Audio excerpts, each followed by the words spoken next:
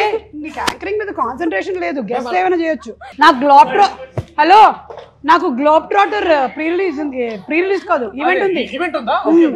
అక్కడ మీరు స్టేజ్ మీద హలో వెల్కమ్ టు ప్రేమంటే అట్లానే మళ్ళీ లేదు hello welcome to globe trotter అట్లా ఏమైనా చేయొచ్చా? రాజమౌళి గారి నంబర్ ఇస్తే ఒకసారి మాట్లాడతారా? అంటే అది అంటే ఫ్రాయిడియన్ స్లిప్ అనేది అంటారంట కదా, అంటే మనం ఇప్పుడు ఒక మాట చెప్పో ఇంకో మాట అంటున్నాం మనసులో, సో అలాంటిది ఏదో జరుగుతుందేమో. ఎక్స్ప్రెషన్ ఏంటి? ఇప్పుడు కెమెరామెన్ ఫ్రేమ్ లో లేను, పక్కన మనం ఇప్పుడు రమ్మన్నాను. అయ్యో ఇన్సేపు లేనట. సరే వైడ్ లో కవర్ అయిద్దిలే అన్న. Okay ready. సో అలాగా కథ చెప్పినప్పుడు నాకు ఇన్ని జరుగుతున్నప్పుడు సరే ఈ అమ్మాయి చాలా అంటే మనం జనరల్గా అందరము అమ్మాయి క్యారెక్టరైజేషన్ ఎట్లా ఉందంటే బాగుంటుందండి, బబ్లీగా చాలా బాగుంటుంది, అంటే బబ్లీగా అంటే ఇట్లా ఊరికే నవ్వుతూ బాగుంటుందని వి థాట్ తనైతే కాస్త మనం తెలుగు హీరోయిన్ మన నీ పక్కన చేయడం నీకు ఎలా అనిపిస్తుంది? చాలా కష్టంగా అనిపిస్తుంది. అంటే కెమెరామెన్ పంపించారు. సరే ఏంటి మమ్మీ ఎవడీడు? నాకు ఒక పీస్ ఉంచు. మేడం టిష్యూ చాలా వెరీ ఇంట్రెస్టింగ్ ఎక్స్పీరియన్స్ అనమాట. అసలు అంటే ఇప్పుడంటే ఇట్లా ఉన్నారు కానీ తను చాలా డెడికేటెడ్, షార్ట్ లో ఎప్పుడు ఎవరు డిస్టర్బ్ చేసేవాళ్ళు కాదు. అంటే అదే చాలా బబ్లీగా ఉన్నాను. ఆనంది బేసిక్లీ మంచి స్వచ్ఛ భారత్ అది ముందు గలీజ్ యాంకర్. మామ నా వల్లనే నీకు ప్రాబ్లం అవుతుందంటే వెళ్ళిపోతారా ఇడికి వచ్చి. సో బట్ మీకు మీ క్యారెక్టర్ చెప్పినప్పుడు మీకు ఎలా అనిపించింది? అంటే యాక్చువల్గా ఫస్ట్ టైం నాకు డైరెక్టర్ గారు పిలిచి స్టోరీ నాకు కథ చెప్పారు. నేను కాదా చాలా ఇంట్రెస్ట్గా చాలా హ్యాపీగా ఫీల్ అయ్యా. బా ఏం స్టోరీ అబ్బా చేస్తే ఇలాంటిదా చేయాలని ఫిక్స్ అయ్యాను. తర్వాత హీరో నువ్వని చెప్పారు. యాక్చువల్లీ నేను హీరోని ఫీల్ అయ్యా ఫస్ట్. మీ ఊళ్ళో తెలివితేటలు ఇక్కడ వాడకు. నేను హీరో అనుకున్నాను మేడం ఫస్ట్. ఎవరికాడు అనుకుంటాడు. ఓకే సీరియస్గానే నేను సుమ గారితో చేయడం నాకు చాలా హ్యాపీ. ఎందుకంటే ఆది నేను ఎప్పుడు కలిసి ఇద్దరు ఏ సినిమా చేయలేదు. ఫస్ట్ సినిమా ఆది నేను కలిపి కాంబినేషన్ చేయడం సినిమా ఇదే. అందులో సుమ గారితో మేము ముగ్గురు టీవీలో బాగా రెగ్యులర్గా మా షోస్ చేస్తుంటాం. అలాంటి షోలో చేస్తున్న వాళ్ళు మేము ముగ్గురు కలిపి ఒకే సినిమా చేయడం నాకు చాలా హ్యాపీ అనిపించింది. కొంచెం వాటర్ బాత్రూమా పోసేసి రావాలి కదా, ఇలా వస్తాం మీరు మాడుతున్నారు. అయినా ఏంబీలో బాత్రూమ్స్ బాగుంటాయి. నేను ఎన్ని ఇంటర్వ్యూస్ చేశాను, ఎప్పుడైనా నేను ఇట్లా వాష్రూమ్ బ్రేక్ తీసుకున్నాను. నువ్వు చూసావా? 3-4 hours హోల్డ్ చేస్తా తెలుసా నేను. Very unprofessional. I really don't like it.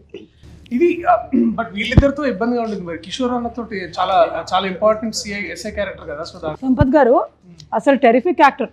పెద్ద పెద్ద పేజీల డైలాగులు single take okay. What dedication తెలుసా అసలు. అక్కడ పోలీస్ స్టేషన్ బయట ఉంటుంది కదా.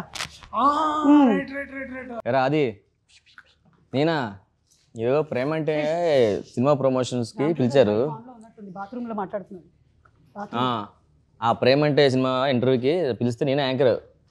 సుమ్మగారికి ఎలాగా ఇంకా అయిపోయింది కదరా, ఇంకెన్ని రోజులు చేస్తుంది ఆవిడ మాత్రం. జనాలకు కొత్త నీరు కావాలి కదా, అందుకే నన్ను పిలిచారు. నీకు విషయం తెలుసా? సుమ్మగానే యాంకరింగ్ చేస్తున్నాను నేను యాంకరింగ్ చేస్తుంటే ఆవిడ వణుకుపోతుంది. నాకు క్వశ్చన్ తెలుసా? నువ్వు టీవీలో చూస్తావు కదా, వచ్చేసే సినిమా పెద్ద హిట్ అర్థమైందా? దీంతో మన అందరికి బ్రేక్. సుమ్మగారి కష్టమేలే. అతను మైక్ కట్ చేయండి. ఎందుకు ఉంచారు?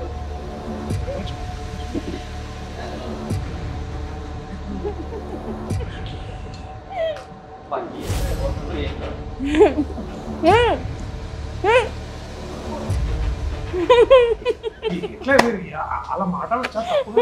ఎక్కడ ఏం చేశారండి మీరు? ఓకే వెళ్తే వెళ్ళిన పని చూసుకోవాలి.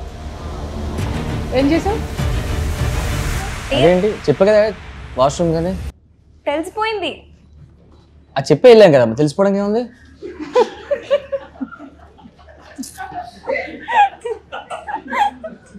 కాదు మీరు మైక్ ఆన్ చేసుకొని వెళ్ళారు. నా గురించి నువ్వు మాట్లాడింది అంతా విన్నాను. ఏంటి నాకు నీ ఏడుపు చూసి వచ్చి యాంకరింగ్ చూసి నాకు ఏడుపు వస్తుందా, వణుకు వస్తుందా? మేడం అదేదో సరదాగా నా హైప్ కోసం అది దగ్గర అలా ఇచ్చాను మేడం. యాంకరింగ్ అంటే మీరే కదా మేడం ఫస్ట్. అంత లేదు, నువ్వేం మాట్లాడావు మొత్తం విన్నాం. దెబ్బకి ఇప్పుడు నీకేంటి గ్లోబ్ ట్రాటర్ ఇచ్చేస్తారనుకుంటున్నావా? ఆడియన్స్ కూడా విన్నారు. సారీ మేడం, మీరే యాంకరింగ్ వచ్చి అక్కడికి వచ్చేస్తాను. వద్దు, అక్కర్లేదు. అసలు వచ్చి మనం సినిమా గురించి మాట్లాడలేదు కానీ ఈయన మీ యాంకరింగ్, ఆయన వేరే యాంకరింగ్, ఆ హైప్ అసలు వేరే లెవెల్ ఉంది అసలు. సరే అది చెప్పండి అసలు ముందు చెప్పండి. మీరు మీకు నవనీత్ శ్రీరామ్ మీకు కథ చెప్పినప్పుడు మీరు ఎలా ఫీల్ అయ్యారు అది చెప్పండి ముందు. సీరియస్గానే అతను నాకు కథ చెప్పినప్పుడు ఫస్ట్ నాకు నిజంగా అర్థం కాలేదు కథ అసలు. ఎందుకంటే మనకి తెలుగు తక్కువ వచ్చు, ఇంగ్లీష్లో ఎక్కువ చెప్పాడు. నేను చెప్పా హాలీవుడ్ మూవీస్ చేయట్లేదు భయ్య, నేను ఓన్లీ చేస్తే నాకు తెలుగు ప్రాణం కాబట్టి అన్నాను. తర్వాత చెప్పాడు భయ్య నాకు తెలుగు రాదు అందుకే నేను ఇంగ్లీష్లో చెప్తాను అన్నాడు. సో నాకు అది అదవడానికి టైం పట్టింది. మన అసిస్టెంట్ డైరెక్టర్ ఒక అబ్బాయి ఇంగ్లీష్ స్టోరీని మనకు తెలుగులో చెప్పాడు. Let's go. So first of all అప్పుడే నీ సినిమా పెద్ద హిట్ అయింది. అబ్బా దర్శితో కాంబినేషన్ ఇప్పుడు చేయలేదు కదా, మన కోర్టు మూవీ. డైరెక్టర్ కథ చెప్పినప్పుడు మీరు ఎలా ఫీల్ అయ్యారు అది చెప్పలేదు. Okay ready. బట్ సునీల్ సార్ని ఎప్పుడైనా కలవడం జరిగిందా? అంటే సునీల్ సార్ని అంటే ఇప్పుడు సునీల్ సార్తో ఫస్ట్ మీటింగ్ ఎట్లుండే? నేను సునీల్ సార్ని ఎప్పుడు కలలేదు, జాహ్నవి మేడం కలిసాను. అది కాదు, నువ్వు ఎక్కడ ఎండ్ అయ్యిందంటే నువ్వు ఈ సినిమా హిట్ అయింది కదా కోర్టు, అప్పుడు నువ్వు డిసైడ్ అయ్యావు. సో అందుకనే యాంకర్ అంటారు తెలుసా, ఇట్లా సమయస్ఫూర్తి ఉండాలి. సో కోర్టు మూవీ అప్పుడే హిట్ అయింది. అబ్బా దర్శితో కాంబినేషన్ ఎప్పుడు చేయలేదు, అందులో సుమ గారు నేను ఆది అనగానే ఇంకా గట్టిగా ఫిక్స్ అయిపోయాను. అందులో అన్ని నైట్ షూట్స్ అన్నారు ఒకటి. సో నేనైతే నా లైఫ్ లో అన్ని నైట్ షూట్స్ నేను ఎప్పుడూ చేయలే అసలు.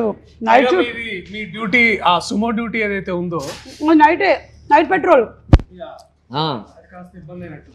సీరియస్ మేడం, నైట్ షూట్ లో మేడం పాపం చాలా ఎప్పుడు చేయరు. ఈ రాంప్రసాద్ వాళ్ళు ఏం చేసేవాళ్ళు తెలుసా, వాళ్ళు నన్ను విలన్ చేశారు.